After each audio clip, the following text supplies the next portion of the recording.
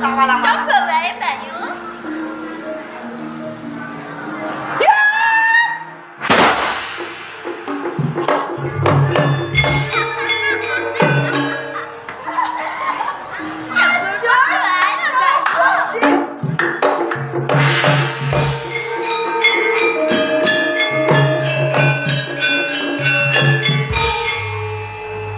Rumangsa bombong jroning atiku, wong ayu Candrawati lan kowe Candrasari. Kakang Joko Warono. Saben-saben aku ngerti nalika kowe ulah begladen oleh bela raga, guna kasantikan lan aji jaya kawijayan ora rugi.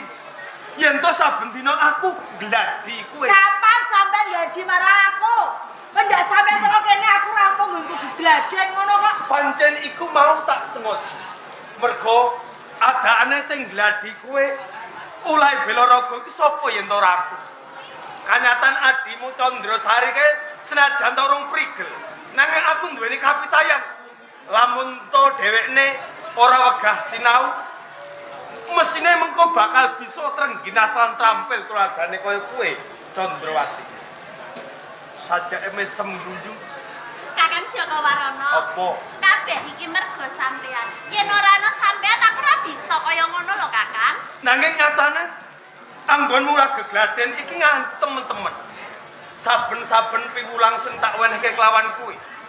Kabeh mau bisa rumasuk sak jroning jiwa ragamu. Wit-witan sing mbok tamani jimat-kemat sing mbok duweni sak temah kae kobar. Kaemu wit-witan lamun to kae kena lamake manungsa lumrah. Mbok menawa kobong sak randune badan. Tan bedane koyo kuwi. Candrawati, Piye, Kakang? wit-witan sing mbok tamani sak nalika kae ajur mumur. Aja meneh mung wit-witan. Mbok menawa watu sing gedhe yen tamani ajimu kae bisa ajur mumur pindho sak walang-walang. Mergo kekodangane ngatiku aku kepingin dadi prajurit Kang Sekti Mambara. Senajan to wujudku wanita, aku ora kepingin dikalahke marang sapa wae, Kakang. Bagus, yen kowe kepiye? Padha ora bedane kaya aku, Kakang. Aku kok kaya ngono. Nanging Kakang Joko Warono. Piye? Senajan aku wis bisa, nanging nek kene aku durung rumangsa pinter lho, Kakang. Bagus. Ya kuwi sing tak jaluk. Yen kowe isih duweni angger-angger sing kaya ngono tegese, kowe ora duweni rasa jumawa. Kowe ora duweni rasa pinter. Kowe ora duweni rasa sing luwih sekti tinimbang wong liya. Kuwi jenenge manungsa sing mawas diri. Mergo adakane wong manungsa kae sing kulina songar. Tenane kae kabisane mung cethek. Nanging beda manungsa sing adakane meneng. Tenane kae duweni kawuluyan pira-pira kabisan sing wong liya kae ora bisa mangerteni. Mula jare ana tetembungan, sak jero-jerone samudra kae bisa dijajaki, nanging atine manungsa ora ana sing ngerti sepira jerone wong ae. Ngono, Kakang. Lho. Info kabeh piwulang iki mau bakal tak turut, Kakang. Nah, Aku bakal hati-hati, Kakang. matur nuwun. Yen to panggadhamu, yen to kowe pengen duweni kegayuan, pengen dadi wong sing jaduk, wong sing seti mahambara prajurit wanita. Iki aku malah nyengkuyung. Mergo sak ora-orane lamun to ana lanang sing reridu lawan kowe lan kuwi. Yen to wis prigel, yen to wis wasis, yen to wis cancuk tali wanda ngenani bela raga, mesti wong lanang mau sing bakal ganggu gawe kelawan kowe lan kowe. Lah saiki aku takon, Kakang. Perkara Saka rumangsamu aku lan Adi Candrasari. iya. Aku iki wis buntas, wis sampurna apa durung? Yen sampurna tak kira sampurna nanging durung buntas kabeh. Mergo tak umpamake wadahmu ki ember. Lamun to tak joki pirang-pirang ember, keng mengko bakal utah. Mula saka kuwi sinau saka sithik mbaka sithik mengko tuladane yen tos manjing sakjroning jiwaragamu. Aku duweni kapitayan yen to mengkone kowe bisa dadi wong sing jaduk kabeh kasampurnan sing pok duweni lan sing pok karepke mengko bisa manjing sakjroning jiwaragamu. Nanging siji sing tak rembug. Apa, Kakang? Apa mula bukane nganti aku reridu anggonmu padha gegladen. Tenane iki ana bab sing bakal tak rembug lawan kowe wong loro, Candrasari lan kowe Candrawati. Babakan apa to, Kakang? Aku kepengin ngerti. Tenane aku pengen takon kelawan. Sakjroning aku manyeswa ana ing Mejagung. Ana ing ngersane Bapa Resi Walang Sungsang. Aku kok durung neranggulangi utawa aku kok durung ngerti yen to kowe cedhak karo wong lanang. Apa pancen kowe durung duweni katresnan ngono, Din? Piye to sampean iku Kakang Joko Warono? Iya. Saben dina sampean iku lak ya wis ngerti dhewe. Aku saben dina iki anggone gegladen iku mung karo sampean, ora tau cedhak karo bocah lanang. Lho, lah kok sampean iku takon dadakan kaya ngono lho, Kakang. Yen kowe piye Candrawati? Wis sampean kok dadak takon perkara aku iki durung duweni pikiran wong lanang to, Kang. Iya. Sampean yo ngerti saben dina isine aku mengolahi bela raga. Iya. Aku ngerti. Ora kok kanggo aku cedhak karo wong lanang, Kakang. Yen ngono wiwit mbiyen nganti sakprene kowe durung tau cedhak karo wong lanang liya kejaba aku. Durung, Kakang. Tan bedane aku mergo sakjroning aku manyeswa ana ing Mejagung kene, aku ora tau cedhak lawan wong wadon liya mung kejaba kowe sak karone. Ya terus. Sak kandhake bloko. Sakjroning atiku aku duweni rasa tresna kelawan kowe sak karone.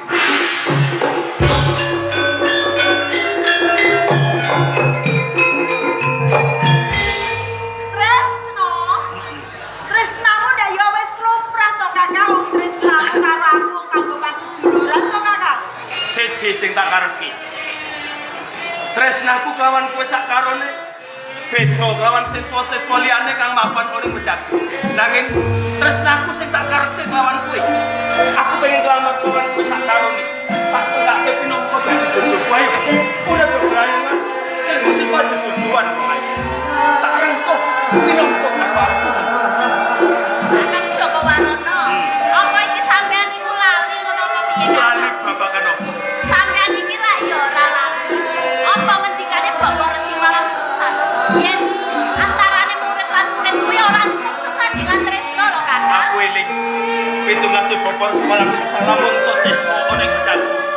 Sing kepareng wanita lan jalu ora dipareng sing jenenge. Lamun to aku matur nuwun Bapak Resi Walang Sungsang. Aku duweni kapitayan lamun to aku bakal dilani lamun to dikawan-kawan kowe sak karone. Piye?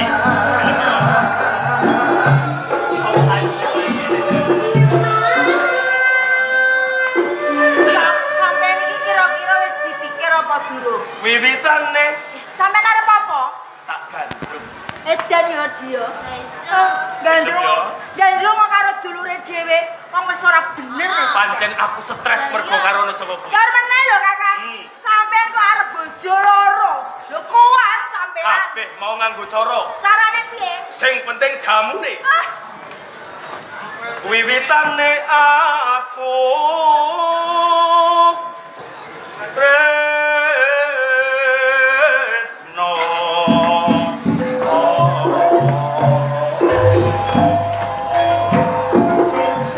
Ora usah pembacotke, Kakang. Mengko yen Bapak Resi Walang Sungsang mangerteni mesti sampean dibukani lho, Kakang.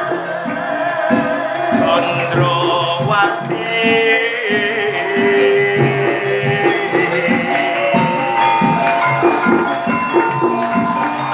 Candrawati.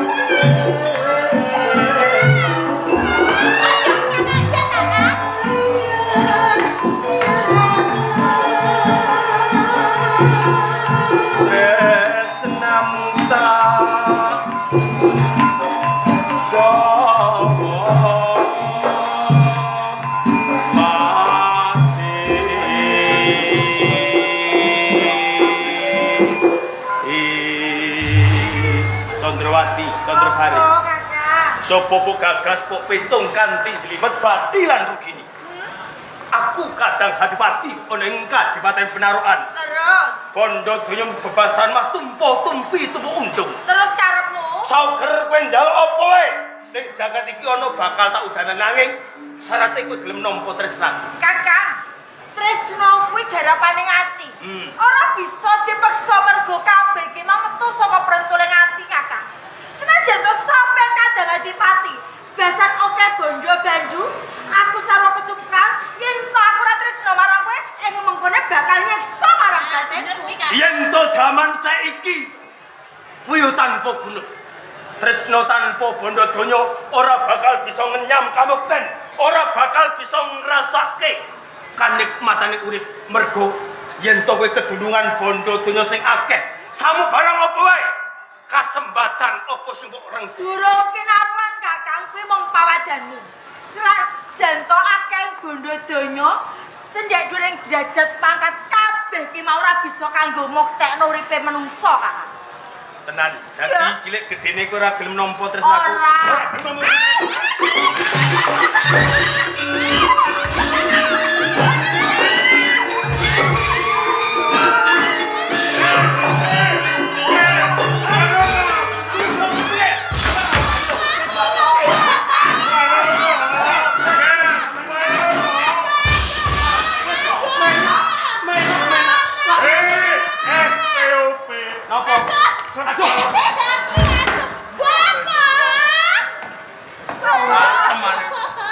Bapak sakit! Dereng rampung niki, dereng rampung aja ora.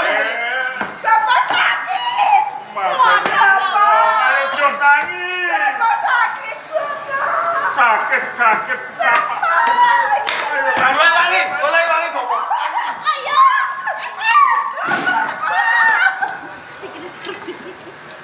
Ayo, padha tangi. Aduh, Sikilku kesel yo! aduh. Jono kok padha pating jlerit. Pating drengok. Kakang Joko Warono, Bapak. Kene Joko Warono.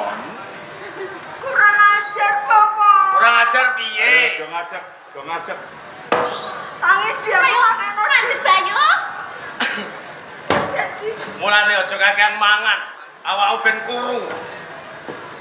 Wong takon diet ya ora kena. Bapak! Heh. Wong kula niki pun seksi, kula pun langsing, wis kok diet. Lah sampeyan niku pripun? Lah kula niki mame lho sedina namung sepisan. Dalane piye seksi mau piye seksi? Seksi. Langsing. Awakane iki murid sampean. Aku kosong ono kok diet. Condrowati lan Wiracandra. Nggih kula, Bapak. Kenapa kakangmu Joko Warono? Kandha Jawa Timur. Tenane kula niku nembe gegojekan kalian Adi Condrowati dalah Condrosari. Cukup aku ora takon kowe. Lamis Joko ngapusi. Piye? Kakang Joko Warono kuwi kandha yen Kakang Joko Warono tresno.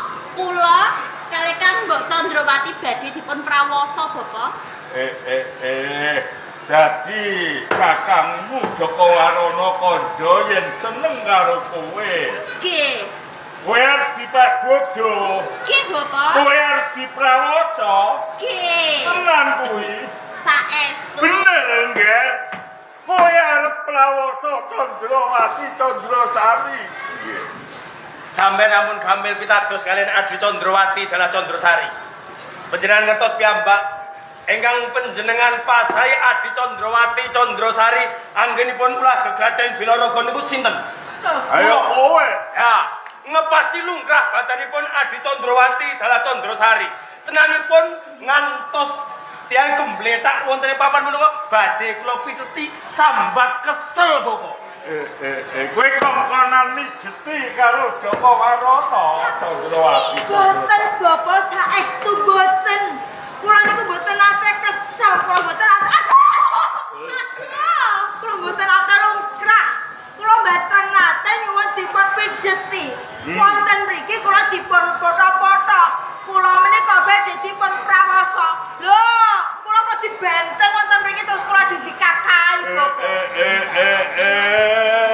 niba kok kaya ngono tumindak pakati. Lho, pakatine ra bedane kaya wedhus bapak niku. Piye? Wedhus. Aku kaya wedhus. Ya. Anjen ya kaya wedhus are. Saiki ora usah kowe duro to ngapusi kelawan gurumu Walang Sungsang. Mergo aku ngerti dhewe kanthi mripatku. Yen to Candrawati Candrasari ki mbok glegake ing kono mbok akahi ing ujub arep mbok demeni. Apa kowe lali nalika sepisanan kowe kepengin ngangsu kawruh nimbang ilmu ana aku kowe wis dak kandhani pranatan ana ing padepokan Mejagung murid lanang lan wadon iki ora kena padha nganakake andhon katresnan. Kula entuk males apa mboten, Bapak? Ayo Aduh, bos ya. Aduh. Aduh. Nyala dulu. Ora butuh. Asem maneh. Bapak, kepiye? sinaswa kula tutupi kados menapa kanyatan panjenengan sampun pirsa piyambak. Menawi kula ingkang motho-motho Adi Candrawati Candrasari, nggih, kula badhe waloku dhateng panjenengan. Tenanipun kula tresna kalian Adi Candrawati lan Candrasari. Mila saking menika sarene sedaya kula sampun kawiyak. Kula nyuwun lilahipun Bapa Resi Walang Sungsang supados kersa ndhawapaken kula kalian Adi Candrawati dalah Candrasari. Kok kepenak temen tembungmu Joko Warono. Yen ngono aku bisa maca jroning atiku. Nggonmu nimbang ilmu ning Mejagung. Iki ora kepengin kowe golek ilmu ning golek wong ayu. Mula kalungguhan iki yen kowe kena tak elingake kudu mbok pisahake. Aja mbok bacotake nggonmu bakal seneng kelawan Candrawati lan Candrasari. Kula mboten saged mambeng raos tresna kula kalian Adi Candrawati Candrasari. Kula tetep mberung pengen dedhapan kali Adi Candrawati dalah Candrasari, Bapak. Yen pancen kowe ora kena tak njake sukeh aku duwe murid kowe. Minggat.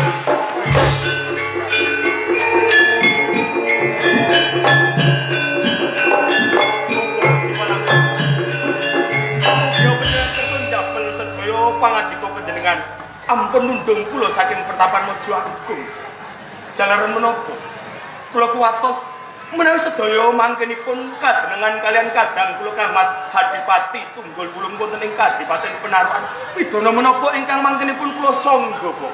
Mula saka kuwi sedulurmu tuwa wae karo aku ngajeni ora wani. Kok kowe arep wani kawan aku? Apa kepengin bab perkara iki ndak aturake ana nang Ampun Bapak nggih. Kula boten badhe nglajengaken menawi tresna kalian Adi Candrawati dalah Candrasari. Wedal menika raos tresna kula badhe kula simpen sak jero-jeronipun. Kula sampun kapok boten badhe kula ambali malih menawi kula badhe tresna kalian Adi Candrawati dalah Candrasari. Kuwi tenan Estu ora kapok lombok. Menawi sedaya atur kula mangkenipun doro. Monggo pidana menapa saking ngarsa panjenengan kula sagah nampi. Joko Warono, Dawuh tinimbalan. ngerti ya? Apa sebabe nganti kowe digurukake ing Mejagung supaya nimbang ilmu ngenani bab kejadukan olah kanuragan kadigdayan. Mergo kadang mungkin duwe gegayuhan kang luhur. Kang Mas Hadipati Tunggul Wulung nggadhahi kegayuhan ingkang luhur. Iya, Menapa gegayuhanipun? kepengin nuwalake saka pemerintahan Kasultanan Demak Bintoro, kepengin mandiri pribadi, yen perlu kepengin dadi ratu ning tanah Jawa. Napa sedaya weca pangandikanipun Bapa Resi Walang Sungsang menika saged kula ugemi. Mbok menawa sadungkapan neh kadangmu bakal tumeka ning Badhe rawuh wonten ing apa? Belum, Mas.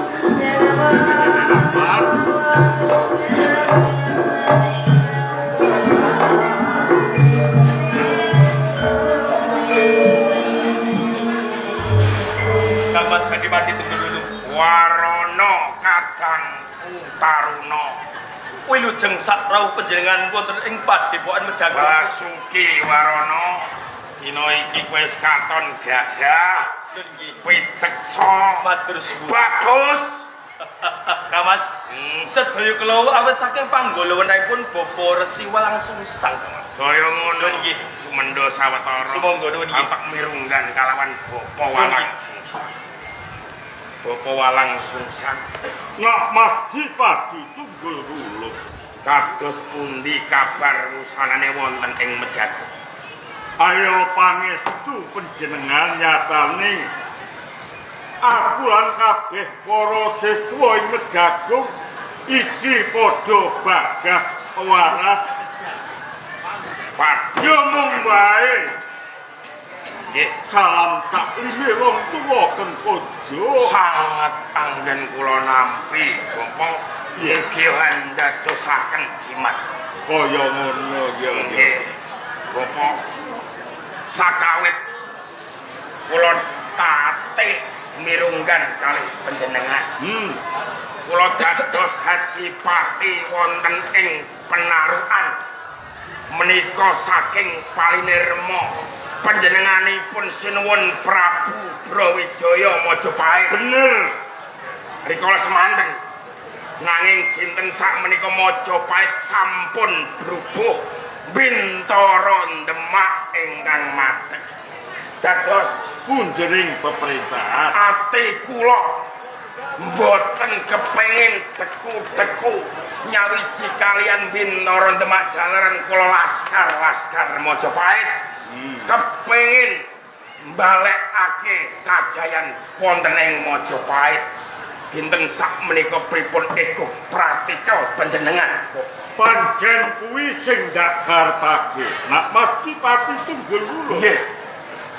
Iki wis pirang-pirang piswaran agung sira ranet piwajib suwat ing Majapahit mesti ndadekake perkara marang kabeh punggawa praja ing Majapahit luwih becik tinimbang wong-wong ing Kasultanan Demak Bintara tumeka ning Kadipaten Penarukan. Prayogane didisiki sira utusan kelawan Kadang Jaka Warana geng supaya ngirit bergadaning prajurit tumuju ing Kasultanan Bintara Demak gawe geger. Dados dinten sak menika Kadang kula pun Jaka Warana sampun dados satriya kang linuwih. Kaya ngono ya. Apa kaya ngono Warana? Boten sisip menapa ingkang dados pangandikane Bapa Resi Walang Sungsang. Yen to dina iki aku merong kampuh gajah gelar bondan matekan tanpa ratu mungsuhi wong Bintara Demak kowe wis siap bengkati Panjenengan kula aturi lungguh jegang sira tumpang wonten Gatulaya. Demak Bintara cekap kula ingkang badhe ngobrak-ngabrak yen perlu badhe kula rataken kalian lemah. Seksanana Warana lan panjenengan Bapa Walang Sungsang dinten sak menika Adipati Penarukan. Nggih, Adipati Penarukan merong kampung gajah gelar Balelo. Balelo.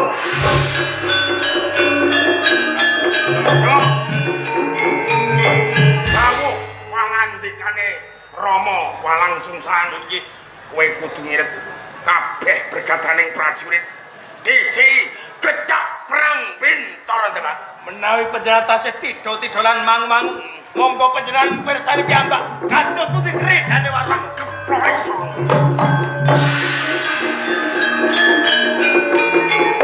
Mas Dipati Tunggul Wulung aja negake kawan kadangmu Jaka Warana lapatono saka kaduan mengko aku bakal susul kados mekaten nyuwun tambahi panges.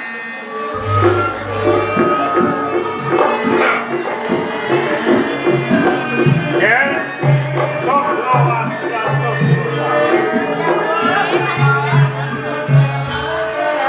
iki ana kalodhangan kanggo kowe bocah sakarone dimen ing mengkone sira bisa nempel kamukten ana ing Kadipaten Penarukan. Lajeng kedah menapa, Bapak? Kowe melu maju ing palagan. Yen mengko prajurit saka ing penarukan padha kalah. Kowe kudu ngadepi kelawan Senopati ing Kasultanan Bintara Demak. Ning yen bisa aja kanthi cara adu atau sing dalem kandheli kuwe. Raden, Kowe kudu bisa dadi ranté mas. Milut kelawan Senopati saka Demak Bintara. Yen dheweke wis kasengsem, dheweke wis tresna kalawan kowe. Mengko kepenak nggonmu bakal ngikut kelawan Senopati ing Demak Bintara. oh ngaten. Padhet dados Senopati ning kanthi cara dadi ranté mas. Nah, Boten sakanelan perang Ji Bapak. ora usah Nek kangelan. ngoten kula saged. Nindakake.